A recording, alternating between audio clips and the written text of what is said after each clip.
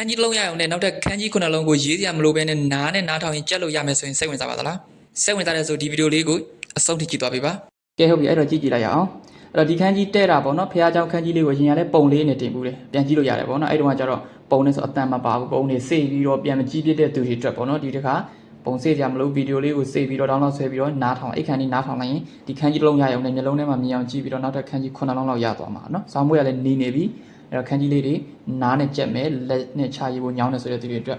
အဲ့တော့ဒီမှာကြည့်ကြည့်မယ်ဒီဟာလေးကဒါဖះเจ้าခန်းကြီးအဲ့တော့ဖះเจ้าခန်းကြီးကိုတို့ M4 လောက် M5 လောက်တင်ပြီးရပြီပေါ့နော်ဖះเจ้าခန်းကြီးအဲ့သူရဲ့ပုံစံလေးကိုလွယ်အောင်မှတ်မယ်ဆိုလို့ရှိရင်အဲ့တော့အရင်ဆုံးဆွဲရမှာကသူကစွတ်ချီကိုအရင်ဆွဲရမယ်ဖះเจ้าဆိုတော့အမြဲကိုယ်ကွယ်တာဖြစ်တဲ့အတွက်ကြောင့်ရေရှည်တီးတန်းပြရတဲ့အတွက်ကမြေကြီးအောက်မှာ foundation နက်ကလေးတူလိုက်တယ်အဲ့လိုလေးမှတ်မယ်ဒါဖះเจ้าပုံစံလေးဖះเจ้าပုံစံလေးဖြစ်သွားပြီနော်အဲ့တော့ဒါဖះเจ้าအဲ့ဒီဖះเจ้า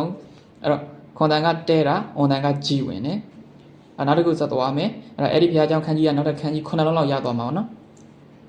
်အဓိကတွေ့မှာကစောင့်နေဆိုတဲ့ခန်းကြီးအဲ့ဒီစောင့်နေဆိုတဲ့ခန်းကြီးကဖះเจ้าရှိမယ်ဖះเจ้าရဲ့အရှိမလမ်းလေးပါတယ်အဲ့တော့သူအလွဲမှန်ဖះเจ้าရှိကလမ်းလေးကနေပြီးတော့စောင့်တယ်တရားရောက်ကိုစောင့်နေပေါ့နော်ဖះเจ้าရှိရဲ့လမ်းလေးစောင့်နေခွန်တန်ကမတ်ကြီးလျှော့ကေပြောင်းထားတယ်အွန်တန်ကတိုင်း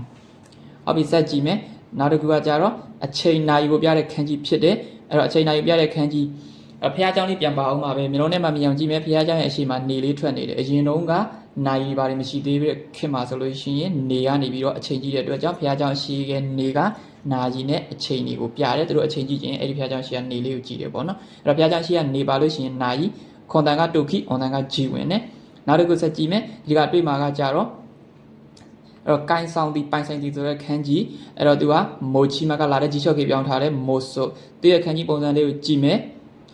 အဲ့တော့ဖះเจ้าလေးပဲဖះเจ้าရဲ့အရှိမဘာလေးဝင်လဲဆိုတော့ဒီသင်္ကေတလေးကိုလက်လို့မှတ်တယ်ဘယ်ကလာလဲဆိုတော့ဒီလိုလေးကနေလာတာလက်ခန်းကြီးကနေလာတာပေါ့နော်အဲ့ဒါကြောင့်မို့သူကိုလက်လို့မှတ်မယ်အဲ့တော့ဖះเจ้าအရှိကလက်ကလေးကဘာလို့တာလဲဆိုတော့ဖះเจ้าကိုသူကပစ္စည်းတစ်ခုခုယူသွားမှလှူဒန်းဖို့ရန်အတွက်ပေါ့နော်အဲ့တော့ဒီလက်ကလေးကနေပြီးတော့ကင်သွားတာပေါ့နော်အဲ့တော့ကင်သွားတယ်သူလက်ထဲမှာပိုင်ဆိုင်ထားတယ်ကင်ဆောင်ထားတယ်လို့မှတ်မယ်အဲ့တော့သူရဲ့ခွန်တန်ကမိုဆော့အွန်တန်ကဂျီဖះเจ้าရှိကလက်ဝင်ရင်ကင်ဆောင်နဲ့ပိုင်ဆိုင်တယ်လို့မှတ်မယ်နောက်တစ်ခုဆက်ကြည့်မယ်ဒီကဒီခန်းကြီးလေးကကြာတော့ထူခြားတဲ့ခန်းကြီးအထူးတလဲဆိုတဲ့ခန်းကြီးပေါ့နော်ထူခြားချက်ကိုပြတဲ့ခန်းကြီးဒီကဖះเจ้าရှိလေးမှာပဲဘာဝင်လဲဆိုတော့ဒီခန်းကြီးလေးကိုကြည့်မယ်ဒါကဘာခန်းကြီးလဲဆိုတော့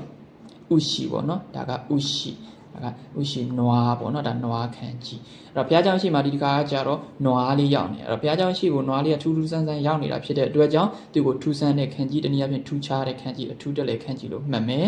အဲ့တော့သူ့ကိုကြာတော့တိုခုလို့သုံးတယ်များသောအားဖြင့်တိုခုနီလို့သုံးတယ်အွန်တန်ပေါ့နော်ဟုတ်ပြီနောက်တဲ့ခန်းကြီးလေးဆက်ကြည့်မယ်ဒီခန်းကြီးလေးကသူကအွန်တန်နဲ့ရင်းနှီးတဲ့ရှိပေါ့နော်ကြပြ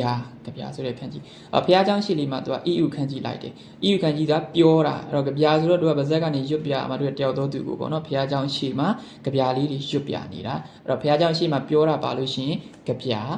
ရွတ်ပြနေတာလို့မှတ်မယ်ဟုတ်ပြီနောက်တစ်ခုဆက်ကြည့်မယ်ဒီခန်းကြီးလေးကကြာတော့စာမူတိုင်းခန်းကြီးသူရဲ့ခွန်တန်ကစာမူတိုင်းအဲ့တော့အတိတ်တွေကလည်းစာမူတိုင်းပဲပေါ့နော်အဲ့တော့စာမူတိုင်းအဲ့သူကကျတော့ဘုရားကျောင်းရှိကလူလေးဝင်နေအဲ့လူကဘာတူလဲစာမူတိုင်းဘာလုပ်နေတာလဲဘုရားကျောင်းကိုကာကွယ်စောင့်ရှောက်နေတာစာမူတိုင်းနေအရင်တော့ကာကွယ်ရတယ်ပေါ့နော်အဲ့လိုမှတ်မယ်ဘုရားကျောင်းရှိကလူလေးဆိုရင်စာမူတိုင်းလို့မှတ်မယ်ဟုတ်ပြီနောက်ဆုံးတစ်လုံးသွားကြည့်မယ်ဒီခန်းကြီးလေးကကြာတော့နည်းနည်းပါဖြစ်သွားပြီပေါ့နော်အဲ့ဘုရားကျောင်းပဲအဲ့အပေါ်ကခန်းကြီးတွေမှာကျတော့ဘုရားကျောင်းရဲ့အရှိတွေမှာပဲနေတွေလူတွေပြောတာတွေလက်တွေလိုက်တာပေါ့နော်ဒီတစ်ခါကျတော့ဘုရားကျောင်းရဲ့အပေါ်ရောက်သွားတယ်အဲ့သူကကျတော့နည်းနည်းမှတ်မယ်ဘုရားကျောင်းရဲ့အပေါ်မှာဒါလေးကိုဝါပင်သင်္ကေတလို့မှတ်တယ်အဲ့တော့ဝါခန်းကြီးလို့မရသေးတော့မှဘုရားကျောင်းရဲ့အပေါ်မှာပဲရှိတာဒီတစ်ခုပဲပါတယ်အဲ့ဒါကြောင့်မလို့ဘုရားကျောင်းရဲ့အရှိမဒီဝါပင်လေးနှစ်ပင်ပါနေလို့ရှိရင်သူကအတိတ်ပဲကကြာတော့ဒန်းတူညီများဖြစ်တဲ့အတိတ်ပဲသူရဲ့ခွန်တန်ကဟီတိုရှီညီများချင်းဒန်းတူညီများဖြစ်တယ်နောက်တစ်ခုတို့ grammar တွေစာပိုက်တွေဖတ်လို့ရှိရင်နာတို့စသည်ဆိုပြီးတော့ပါတဲ့ခန်းကြီးကိုလည်းပဲဒီခန်းကြီးနဲ့သုံးတယ်အဲ့တော့သူကနာတို့စသည်ညာတစ်ဖြင့်ခန်းကြီးနဲ့သုံးမယ်ဆိုလို့ရှိရင်သူကနေရာတိုင်းမှာမသုံးအရေးသားမှာပဲသုံးတယ်နာတို့ကစာရတန်ပြည်တော်ရေးတဲ့နေရာတွေမှာပဲဒီခန်းကြီးကိုနားတို့လို့သုံးတယ်တာမန်အရေးသားဆိုလို့ရှိရင်ခန်းကြီးနဲ့မသုံးဘူးနားတို့လို့ပဲခြာရေးရနော်အဲ့တော့နားတို့စသည်အဲ့တော့ပြန်ကြည့်မယ်ဒီတဲရဘုရားကျောင်းခန်းကြီးလေးရအောင်နောက်ထပ်ခန်းကြီး9လုံးစုစုပေါင်း10လုံးရသွားတယ်နော်အဲ့တော့ဘုရားကျောင်းကိုအကြောင်းပြီးတော့ဘုရားကျောင်းရဲ့အရှိကလမ်းရှိလို့ရှိရင်ဘုရားကျောင်းရဲ့လမ်းကဘုရားကျောင်းအရှိကလမ်းလေးကနေစောင့်မယ်ဘုရားကျောင်းအရှိကနေလေးရှိရင်အချိန်ကြီးတဲ့နာရီအချိန်ခန်းကြီးဖြစ်တယ်ဘုရားကျောင်းအရှိမှာလက်ကလေးရှိလို့ရှိရင်အဲ့ဒီလက်ကလေးကနေတခုခုကင်ဆောင်သွားတယ်ပိုင်ဆိုင်ထားတယ